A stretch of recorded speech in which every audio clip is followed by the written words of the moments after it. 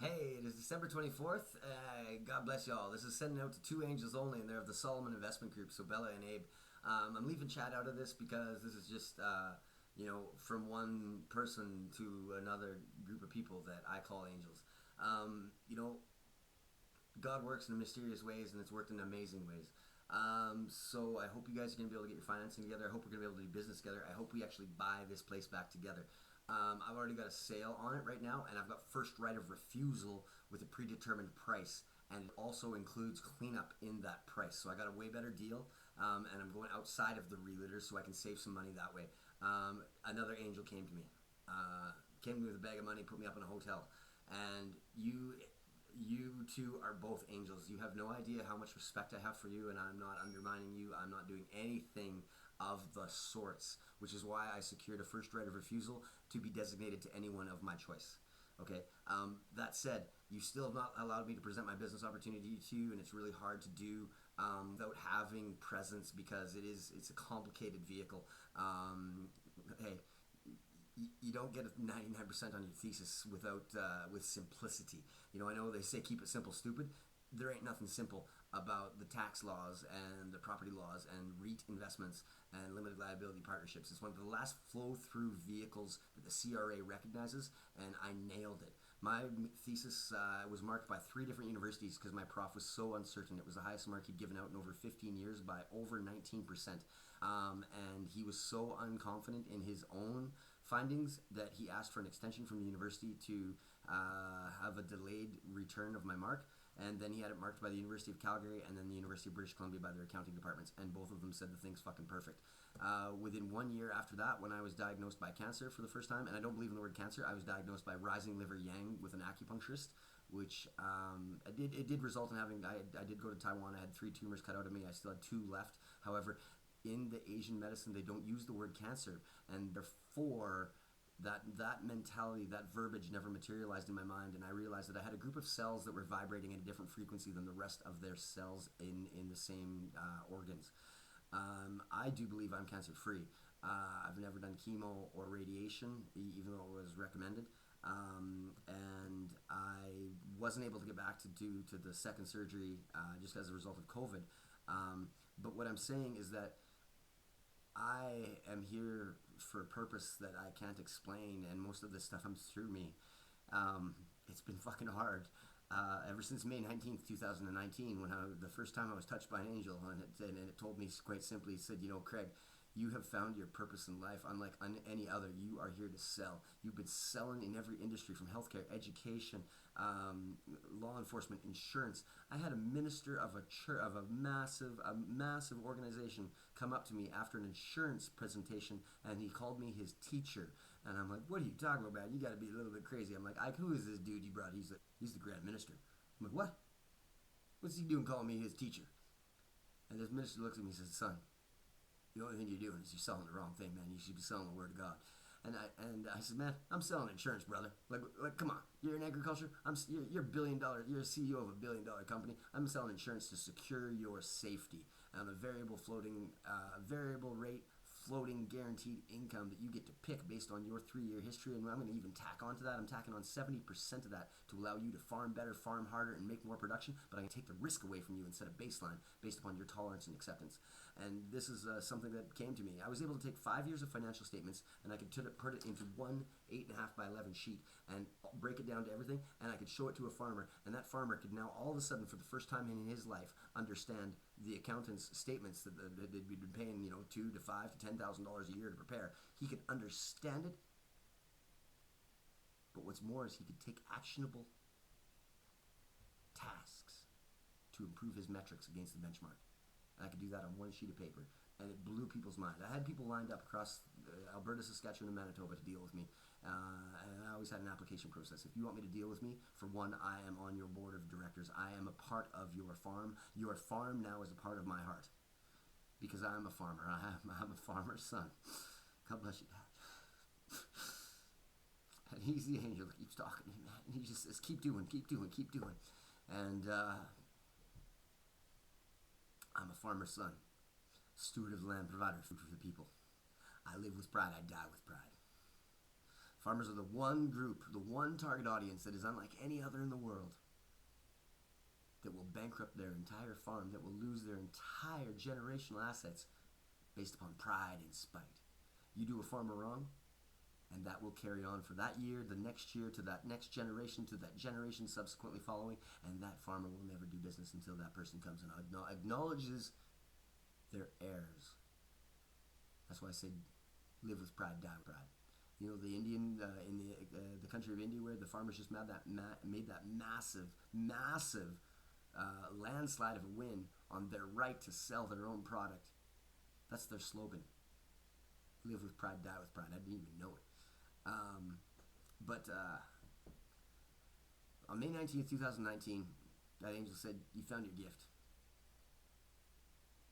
You've been selling like nobody's business. You've blown every expectation out of the water by leaps and bounds. You've done it in languages you don't speak. You've done it in industries you don't know. And you've done it because of one thing and one thing only. You do it through transparency. And I'm the kind of sales guy that I know the human mind says no 7 times before they say yes. But when I'm that busy and I'm picking out clients, and I pick out clients and I say, I'm coming to your farm. Here's the itinerary. Here's the time. If there's anything you'd like to add, you have 1 week to add to it. After that, we set the time and I show up at your kitchen table and I am not late. I am never late. But I am that salesperson where if you say no to me 7 times and I ain't got time to deal with you for the 8th time, I'll buy the motherfucking thing for you and you can thank me later. And I have done that. I've done that with $1 million pieces of equipment. I've given away $2 million to a farmer that didn't even have that much revenue for fucking 5 fucking years. Because I knew it was the right decision for his farm, his family, and his kids. And that thank you did come back. But an angel told me, it said, the reason you've been hopping from industry to industry and country to country, and the reason you've been doing what you've been doing, is because although you found your gift, which is selling, you've been selling the wrong thing. And when I look at COVID right now, and I listen to Ray Dalio, the former manager of Bridgewater Investments and the author of the book Principles, which I highly recommend every child should read, every parent should read. You need to know your 10 principles. You need to know them to the fucking core. You got to live by your principles. But it said to me, the future of the human race doesn't look a lot fucking different than dinosaurs if you motherfuckers don't pull your heads out of your asses right now. COVID is a virus. Whether it's man-made or created or an adaptation of evolution, the humans are not taking care of the planet the way it should be. And they're not taking care of each other the way they should be. And Ray Dalio said it best on his first interview in such a long time on Bloomberg. And after that interview, he was no longer allowed on an interview. He said, this COVID is not a test of our international response, our monetary policies, our international cooperation. It is a test of one thing and one thing only, and that is whether or not humans can be kind. And the angel said to me, I'm telling you, and I don't usually tell people what they're supposed to do with their gift. They got to find that out on their own. But because I look at you and I see dinosaurs for the human race, and I know you got 2 boys, I need you to sell something that nobody else is selling. Because you can't give it away for free. Anything you give away for free ain't worth fucking getting. You want a kid that's been given everything to their lives, or a kid who's had to work for everything? And I'll tell you damn well which one I want. And it told me I'm here to sell hope. And it told me it's going to be hard. And it told me it's going to take me to rock bottom. And it told me it's going to be the toughest motherfucking thing I've ever done in my life, because it's up to me to figure out how to monetize it. And I have figured out how to monetize, how to sell hope. Through the Church of Now self-improvement program. I do it by making impossible things happen. I can make money appear out of thin air, and I've proved it to my 5-year-old. I've proved it to many people that I can make money appear out of thin air because I never focus on the money. I focus on the passion. I focus on what I love. And I did that through reading in front of Chapters bookstore in the mall. I printed out 20 pages with 8 bookmarks on them, not colored, not even cut, but they had my favorite slogans, my favorite mantras. And I had a little whiteboard that I wrote. For 5 minutes of your time, you can have my bookmarks. I put 2 jars on this table. And I said, there's only one condition. I said, I'm not giving away anything for free, because if I give it away for free, you've got no respect for it. And I'm not also going to set a price, because the price is what you can afford to pay. So let's say $5 is what you're willing to pay for these bookmarks and my 5-minute speech on what these slogans mean to me. The catch is you got to put $2.50 in that jar, $2.50 in the other jar, because in the event that halfway through the 5 minutes you decide that you got to go, or your phone rings, or I'm not entertaining you, or it's not worth your time, well, you get to take the bookmarks and you get to take $2.50 back. But you made an agreement that you'd give me 5 minutes of your time, and because you balked on that agreement, I keep that $2.50 because you didn't stay to the end of the 5 minutes. Now, in the event that you stay until the end and you listen to why these mantras are so important to me and why reading is so important to me, you get the bookmarks. And you also get the ability to take your money out of both those jars. Not a single person left before the 5 minutes, and not a single person took money out of those jars. Now, I know that's not quite money out of thin air, because I did use a piece of paper. But all I did was sell my passion. My passion is learning. My passion is reading. And my passion was proving to my little boy that anything is possible. He was wearing a Superman suit. It wasn't fucking Halloween. He was wearing a Superman suit. He was running around. He's like, "Come on, Dad, let's go. Come on, I want to see you make money out of thin air. Come on, show me how you do it. Show me how you loving to read can make money out of thin air." That's my little 4. He was 4 at the time. He's 5 now. That was him chirping in the background. And I'm like, "Alex, you keep running, brother. Watch your daddy make money out of thin air." And I did. I can do it with insurance. I can do it. That was chump change. That was people dropping papa change in a jar. I can do it with a banquet room of 500 people. If you know your passion, if you know your purpose, and I can teach people how to do it. And where I went wrong, because my dad also said something, this is something he said to me when he was alive. He said, "Craig, you're different." He's like, "You're smart like a motherfucker. I've never seen anything like it."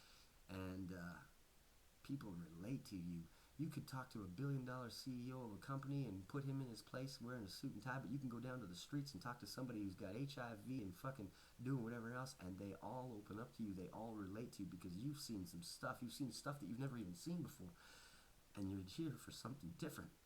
And in this world where we are legalizing lying, where we're idolizing cheating, I want you to do something that is so fucking wild you're going to take the world by storm.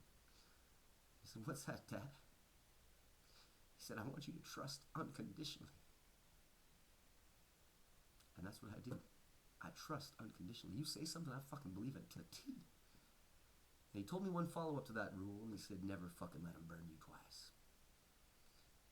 And I have I've made gaps now. I've made gaps. I hadn't listened to that second part of the rule. I've let the odd person burn me twice. But there's something that he forgot to mention, which is why I'm in the position I'm in right now. Never trust with more than you can afford to lose. And I gave the keys away to my house. I gave the keys away to a kingdom because I was trying to help girls that were forced into the sex trade industry, usually by their boyfriend or their husband, that were raped and then forced, usually it starts with water or GHB, which is the date rape drug. Then they get raped. After that, they get gang raped. And then when they're gang raped, it's giving them more water so that they're basically comatose. But then they give them fentanyl. They actually inject them with fentanyl. They call it down, which they say is heroin. There's no fucking heroin. It's all fentanyl. And then they gang rape the little girl. And after about 4 to 5 days, that's when they decide to clean her up and give her some food and give her a shower, because by then she's so fucking hooked because she's mentally, spiritually, emotionally, and psychologically broken. And she's also now an addict. And that's when they clean her up and sound like knights in shining armor and say, "Hey, it wasn't that bad. You want to make money? You can make like $300 an hour as a hooker." Now, they forget to tell her that they keep 200, she keeps 100, and for that 1 hour of time that she spends with a fucking unknown John in the most dangerous goddamn environment you could imagine, she probably needs $100 worth of the fucking drugs just to keep her addiction at bay. And that's where I went wrong, is I tried to help some of these people. And I gave them the keys to the kingdom. I gave them the keys to my password. I gave them the password to my Wi-Fi. They did a proxy server hack, which resulted in liquidating my fiat and my cryptocurrencies. They also were able to steal my ID because of the passwords that I gave them. I gave this woman the keys to that castle, to the keys to that bed and breakfast that I called heaven. I was on my way out. Well, her pimp came back. She got rehooked on fentanyl. And the fucker stole everything from me that I own. And you've seen the house as a result. That's why I'm here. That's why I'm in this state. Now, I did a few things wrong from a business point of view, when I'm looking at the world thinking, I gotta sell hope globally, I'm trying to start a church for 8 billion motherfucking people. A church that ain't a church guided by Bibles that ain't Bibles. It's guided by journaling with intention, bullet journaling with intentions, taking charge of your day before your day takes charge of you, but not just taking charge of your day, because the road to hell could be paved with good intentions. But when you ask yourself on that seventh day, that's the only day my church takes a rest, is on the seventh day when everybody else goes to their churches. We take a rest, and I go back and I say, take a look at take 3 or 4 or 5 activities that you documented at the end of the day that you actually did, behaviors that you did, and then ask yourself a single question. Can I right now, or can I potentially identify in the future, whether it's real or even just perceived, anybody who has had a negative experience or a negative vibration as a result of my behaviors? Because if the answer is yes, that means although your intentions were good, you have caused a wake of negativity in the behaviors which you carried out, and you need to alter your behaviors. One of the examples I use with crackheads is, so let's say a crackhead, his drug dealer says, I need a bike. I need a kid's bike. Now the crackhead is hooked on crack because they have pain inside themselves and they've addicted themselves to something that manifests, or that masks the pain. Potential unexpressed turns into pain, and it's an individual pain that a doctor can't see, and the doctor's never even going to hear the end of it, because there's no trust in the situation, because that doctor's never walked a mile in that person's shoes. However, the crackhead knows he's safer to society on the crack than he is not. So he listens to the drug dealer, and he walks by a backyard, and he sees a bike, he grabs a bike, he gives it to a drug dealer, and the drug dealer gives him his crack, and Bob's your uncle, he's all good to go.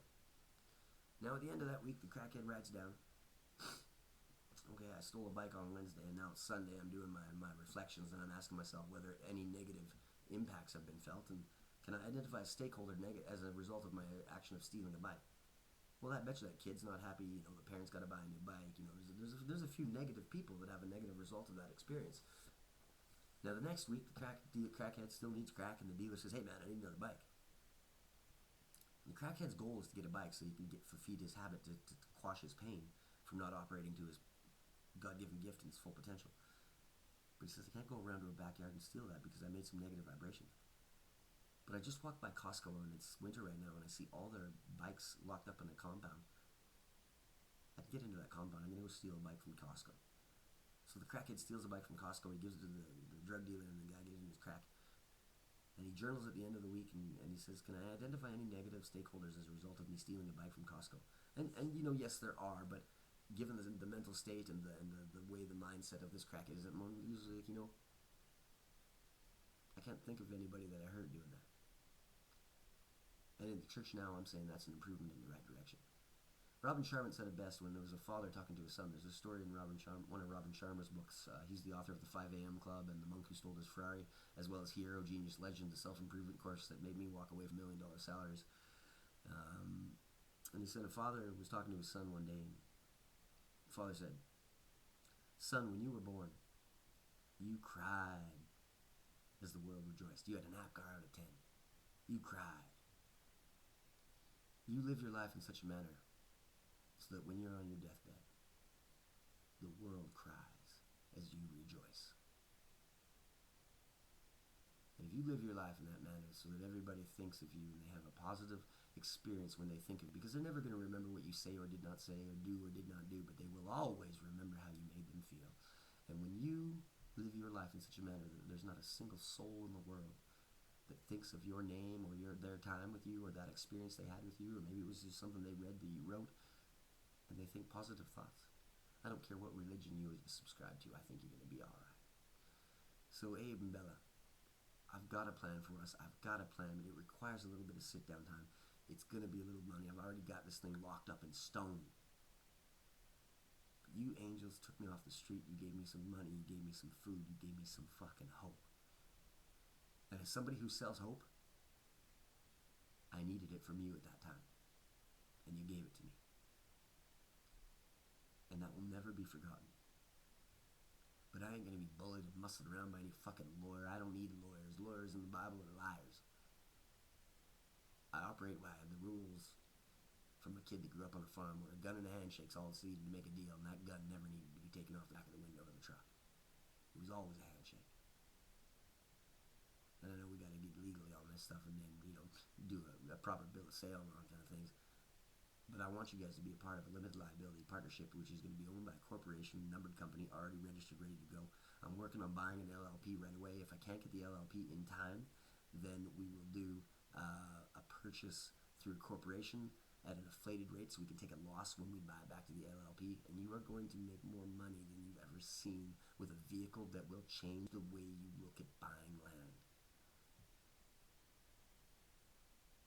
I know it sounds like I'm talking out my ass and all this bullshit, but don't fact check me. Do it. Take the rewards.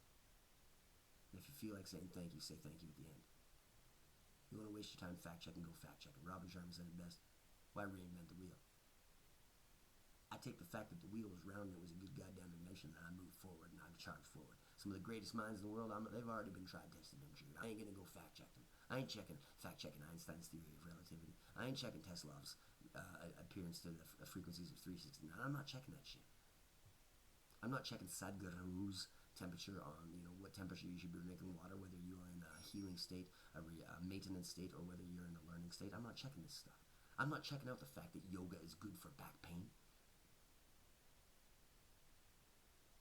You can fact check me if you want. It doesn't matter, man. It's just a waste of time. That's all it is, a waste of time. And I've wasted 44 years of my life not doing what I was supposed to do, and I got to make up for lost time. Les Brown says it best.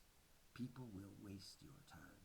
And the people that will waste most of your time is the family and friends that are closest to you, because they do not want to see you leave them behind. They do not want to see you grow and excel to operate at a level that they aren't there yet.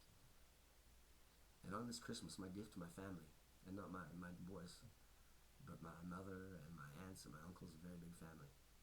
My gift to them is that I'm saying goodbye. They thought I had a drug problem. They thought I had this. They thought I had this. They judged me by how I looked. They judged me by the people that I helped. I ain't got no fucking drug problem. I could take a piss test for the last 6 months. I could take a fucking piss test and I'd pass everyone. I let them do THC in there. And have I used cocaine? Fucking rights, I've used cocaine. I used to crypto trade, make $160,000 a fucking hour. I've had a 97 to 99% fucking win rate on binary option tradings on 60 seconds, where I go 10,000 fucking dollars all in. I know a thing or two about a thing or two. And it didn't come easily. I'm in this hotel right now. I got 40 pounds of fucking books that I travel with. That's the bare minimum. Those are the books that are in my blood. That room, in that middle room, that those library shelves, that used to be full, and I probably had about 10 times more than that. I've moved them around countries. I spent more money moving my books around the world than I have spent moving my family.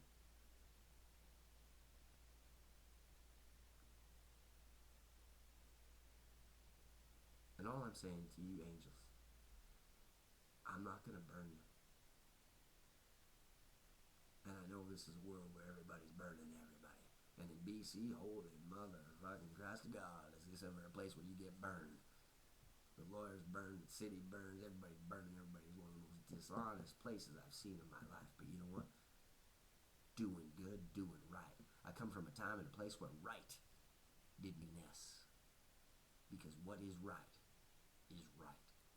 And the man upstairs knows it. Whether you believe in the man upstairs, or whether you believe in Mother Earth, or whether you believe in Waheguru, Buddha, Allah, Timbuktu, I do not give a rat's ass. The most important thing is that I want a team of people that have faith. Because faith, in and of itself, moves mountains. And I don't want to alienate anybody by saying, oh, you're a Buddhist, you can't join my team, or you're a Taoist, or you believe in Mother Earth, or you believe in this and that. And that. I believe that anybody that simply has the power of belief within them is more powerful than anything else.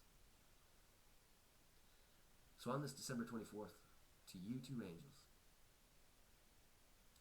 I want to wish you peace, love, health, and happiness and abundance. For you and your family. I want us to be prosperous together, because I tell you, when I make more money, the suffering stops.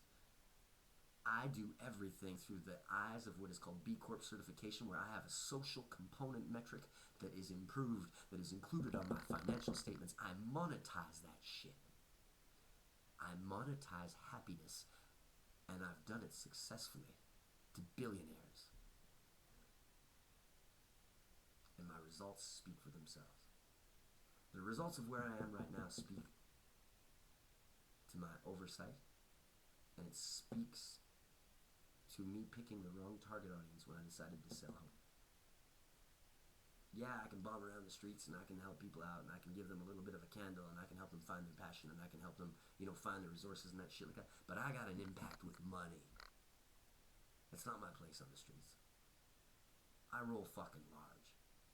I got $1 million fucking golf membership in Taiwan. I got a fucking motorcycle that's fucking worth damn near fucking $250,000.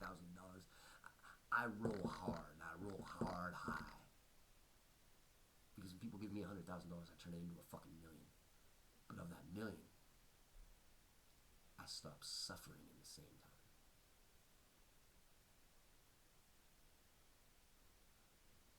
I want you to have a Merry Christmas. I want you to know that your kindness will never ever be forgotten.